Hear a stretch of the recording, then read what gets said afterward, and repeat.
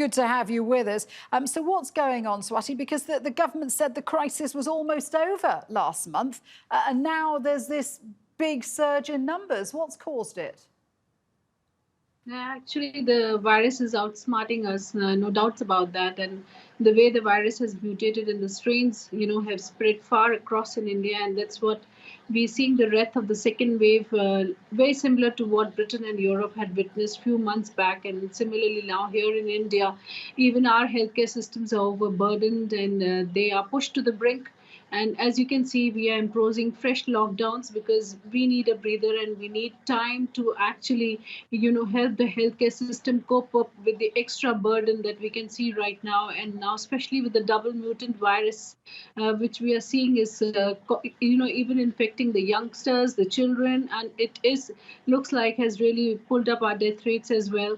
So it's really a matter of concern as of now, and we are pulling all our resources to the best of the abilities that we can to fight this virus. As you can see today, the Indian government made a big decision that now we'll be liberalizing our vaccination policy, and now we'll be including any and everybody above 18 years of age. From 1st May, they would be getting the vaccination. So we'll try and increase our vaccination sphere and give as much vaccines as we can. We are even incentivizing the vaccine producing companies here in India so that they can produce more vaccines for us.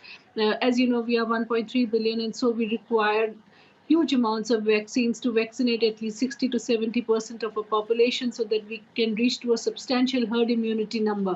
Also, you can see that we are trying... So can I ask you, because I know there's a lot of concern over the new variant in India. Can I ask you, how is the vaccination programme going? Because there were reports of a shortage in vaccines in India.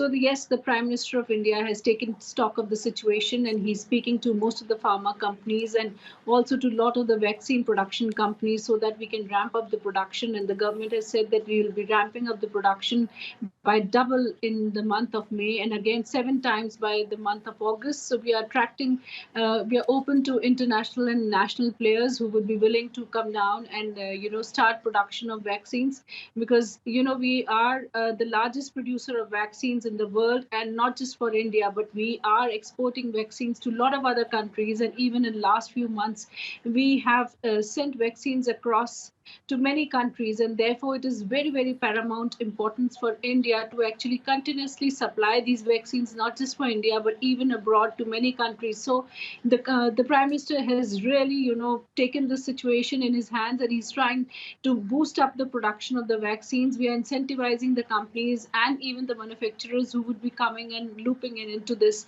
And yes, at the same time, we are working on the oxygen supplies and also the key medicine supplies that we are looking at, because that is again one major constraint, because with the numbers that are coming now, those are phenomenal numbers, close to 2.5 lakh, and we're almost about to touch 3 lakh a day. So you can imagine if the active cases are piling up day by day, and even if 5 to 10% people require ICU and ventilation, then you can imagine we are closely almost reaching to 30,000 active ICU and critical care patients every day, which is a huge number. So, it gets very difficult in India, and we have a soft belly, and that is our healthcare system, and not just to say about India, I think any in the world the situation does sound appalling.